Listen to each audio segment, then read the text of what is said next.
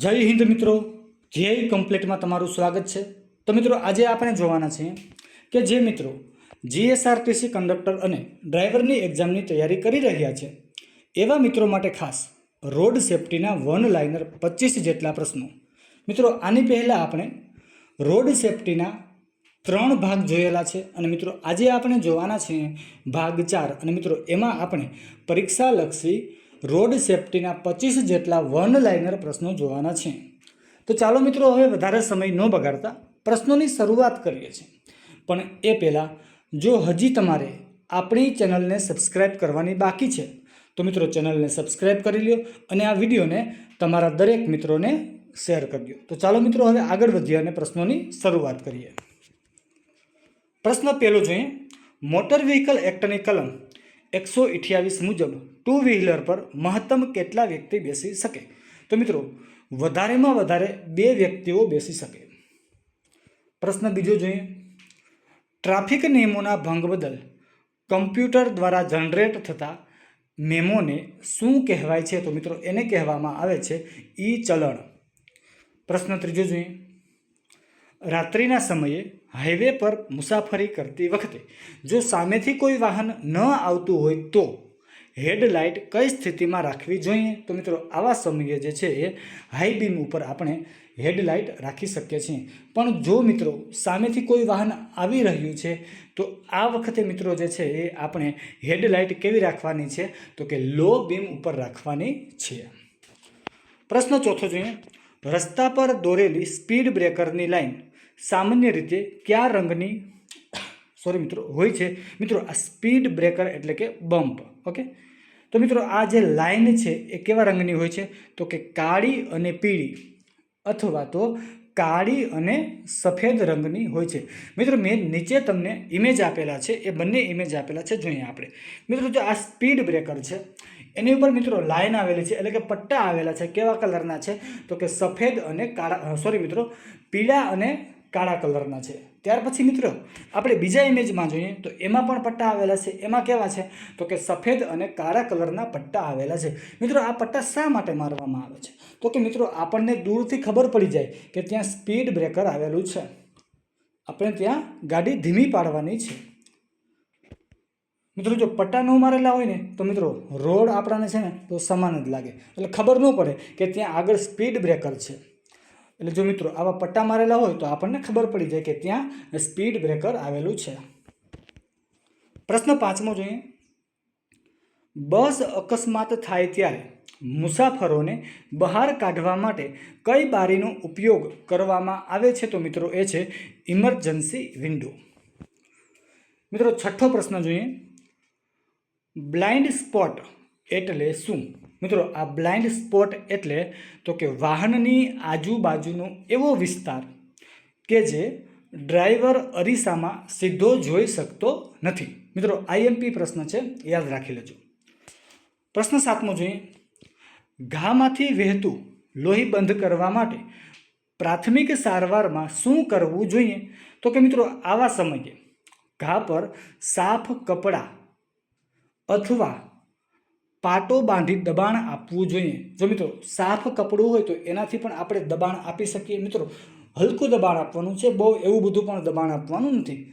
અથવા મિત્રો જો પછી ફર્સ્ટ એડનું જે બોક્સ હોય છે મિત્રો એમાં જો પાટો હોય તો મિત્રો આપણે પાટો પણ વારી શકીએ છીએ। અથવા મિત્રો જો પાટો નથી તો મિત્રો સાફ કપડું છે તો મિત્રો એ સાફ કપડાનો પણ આપણે પાટો બાંધી શકીએ છીએ। મિત્રો આગળ વધીએ અને પ્રશ્ન 8મો જોઈએ, મોટર વ્હીકલ એક્ટ મુજબ કંડક્ટર લાયસન્સ રિન્યૂ કરાવવા માટે કેટલા સમયની છૂટછાટ આપવામાં આવે છે? તો મિત્રો એ આપવામાં આવે છે 30 દિવસની, એટલે કે 1 મહિનાની છૂટછાટ આપવામાં આવે છે। પ્રશ્ન 9મો જોઈએ, માઇનર બાળક એટલે કે 18 વર્ષથી ઓછી ઉંમરના બાળક દ્વારા વાહન ચલાવવામાં આવે અને અકસ્માત થાય તો સુધારેલા કાયદા મુજબ જવાબદાર કોણ ગણાય? તો મિત્રો આવા કિસ્સામાં જે છે એ જવાબદાર બાળકના માતા પિતા અથવા તો વાહનનો જે માલિક છે તે જવાબદાર ગણાય। પ્રશ્ન 10મો જોઈએ, રસ્તા પર ત્રિકોણની અંદર બે આડા ફાંટા અથવા તો પાટા એટલે કે રેલવે ટ્રેક દોરેલા હોય તો તે શું સૂચવે છે? મિત્રો રેલવે ટ્રેક એટલે કે જે ત્રિકોણ હોય છે મિત્રો, લાલ કલરની બોર્ડરવાળી ત્રિકોણ હોય છે અને મિત્રો એની અંદર રેલવે ટ્રેક દોરેલો હોય. જો મિત્રો હું સાદી ભાષામાં કહું તો કે રેલગાડીનો પાટો જો અંદર દોરેલો હોય તો મિત્રો એ શું સૂચવે છે? મિત્રો ઇમેજ પણ મેં તમને અહીંયા આપેલી છે નીચે, આપણે જોઈએ. ચાલો, જો મિત્રો નીચે ઇમેજ આપેલી છે. લાલ કલરની બોર્ડર છે ત્રિકોણમાં અને મિત્રો નીચે વચ્ચે જે છે એ શું છે તો કે રેલગાડીનો પાટો છે.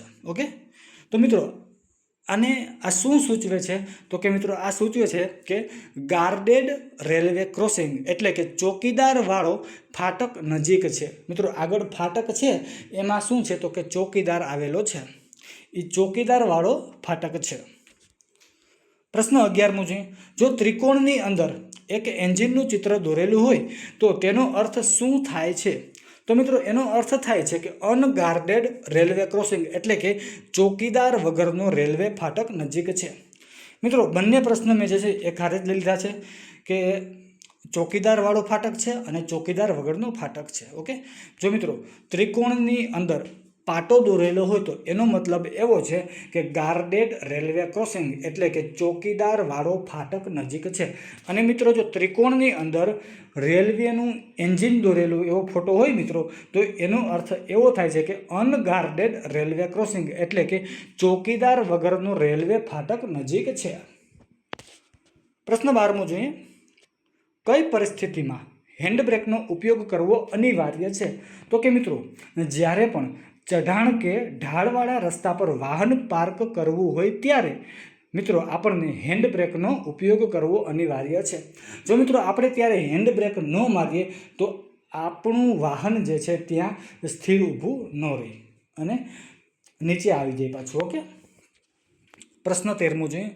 કંડક્ટર તરીકે ફરજ બજાવતી વખતે યુનિફોર્મ એટલે કે ગણવેશ સાથે શું ધારણ કરવું કાયદાકીય રીતે ફરજિયાત છે? તો મિત્રો એ છે કંડક્ટર બેઝ. પ્રશ્ન 14 જોઈએ. હાર્ટ એટેક અથવા શ્વાસ રૂંધાવાના કિસ્સામાં અપાતી CPR સારવારનું પૂરું નામ શું છે? તો મિત્રો CPRનું પૂરું નામ છે કાર્ડિયો પલ્મોનરી રિસસિટેશન. શું છે મિત્રો? આ પ્રશ્ન પણ પૂછાવાની શક્યતા છે મિત્રો, યાદ રાખજો ખાસ. Cardio pulmonary resuscitation. પ્રશ્ન 15 જોઈએ. વાહનની ગતિ એટલે કે ઝડપ માપવા માટે વપરાતા સાધનને શું કહે છે? તો મિત્રો એને કહેવામાં આવે છે સ્પીડોમીટર. સોરી મિત્રો. પ્રશ્ન 16 જોઈએ. વાહને કુલ કેટલું અંતર કાપ્યું છે તે માપવા માટે કયા મીટરનો ઉપયોગ કરવામાં આવે છે? તો મિત્રો એ છે ઓડોમીટર. જો મિત્રો સ્પીડોમીટર નથી, અહીંયા મેં ઓડોમીટર જ લખેલું છે. મિત્રો વાહન કેટલી ઝડપે ચાલે છે કે ઝડપ માપવા માટે જે સાધન વપરાય છે મિત્રો એને કહેવામાં આવે છે સ્પીડોમીટર, પરંતુ વાહને કેટલું કુલ અંતર કાપેલું છે મિત્રો એ માપવા માટે મીટર વપરાય છે, એનું નામ છે ઓડોમીટર. પ્રશ્ન 17 જોઈએ. રોડ સાઇન બોર્ડ પર જો લાલ બોર્ડરવાળું વર્તુળ ખાલી હોય તો તે શું સૂચવે છે? મિત્રો તમે ઇમેજમાં જોઈ શકો છો, એક વર્તુળ છે અને એની બોર્ડર કેવી છે મિત્રો તો કે લાલ કલરની છે અને મિત્રો વચ્ચે કાંઈ લખેલું કે દોરેલું કાંઈ છે જ નહીં, કોઈ પણ પ્રકારનું ચિત્ર પણ નથી અને કાંઈ લખેલું પણ છે નહીં. તો મિત્રો આ જે છે વર્તુળ કેવું છે તો કે હાવ ખાલી છે. તો મિત્રો આનો મતલબ શું થાય છે? આ શું સૂચવે છે? તો મિત્રો આ સૂચવે છે કે નો એન્ટ્રી એટલે કે બધા વાહનો માટે પ્રવેશ પ્રતિબંધિત છે. કોઈ પણ વાહનને આ રસ્તા ઉપર પ્રવેશ કરવાનો નથી. પ્રશ્ન 18 જોઈએ. જો વાહનની પાછળ એલ અક્ષર લાલ રંગથી લખેલો હોય તો તેનો અર્થ શું થાય? સોરી મિત્રો, ફરીથી વાંચીએ આપણે. જો વાહનની પાછળ એલ અક્ષર લાલ રંગથી લખેલો હોય તો તેનો અર્થ શું થાય? તો મિત્રો એનો અર્થ થાય છે લર્નર ડ્રાઈવર એટલે કે ડ્રાઇવિંગ શીખી રહેલી વ્યક્તિ. પ્રશ્ન 19 જોઈએ. જો રસ્તાની ડાબી બાજુએ વાદળી રંગના ગોળમાં ડાબી બાજુનું તીર હોય તો તેનો અર્થ શું થાય છે? મિત્રો એક ગોળ છે, કેવા કલરનું છે?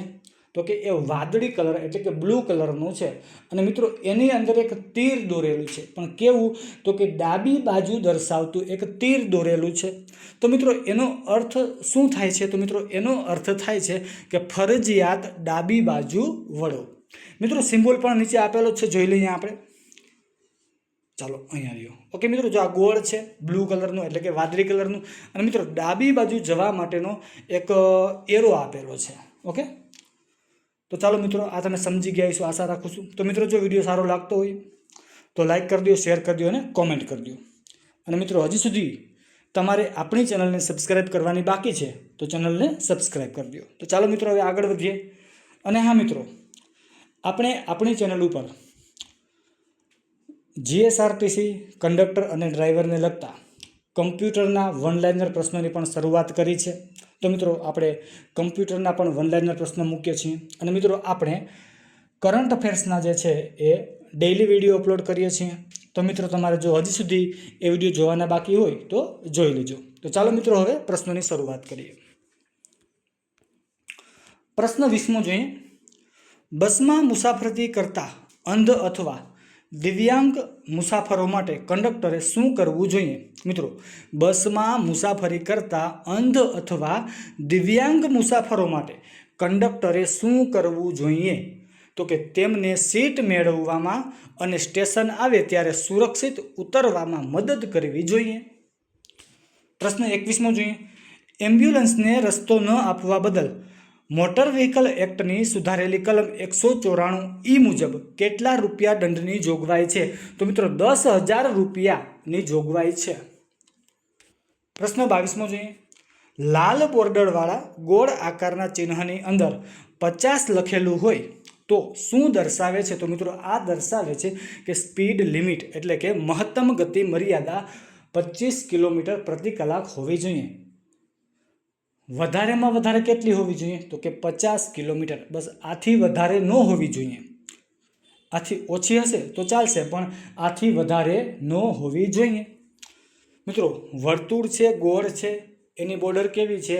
તો કે લાલ કલરની છે અને મિત્રો વચ્ચે લખેલું છે 50 કે 40, 30, 60 એ ગમે તે પછી લખેલું, જે લખેલું છે એટલી સ્પીડમાં જ આપણે ત્યાં ગાડી ચલાવવાની છે, એથી વધારે ચલાવવાની નથી. ઓકે મિત્રો, સિમ્બોલ જોઈ લઈએ.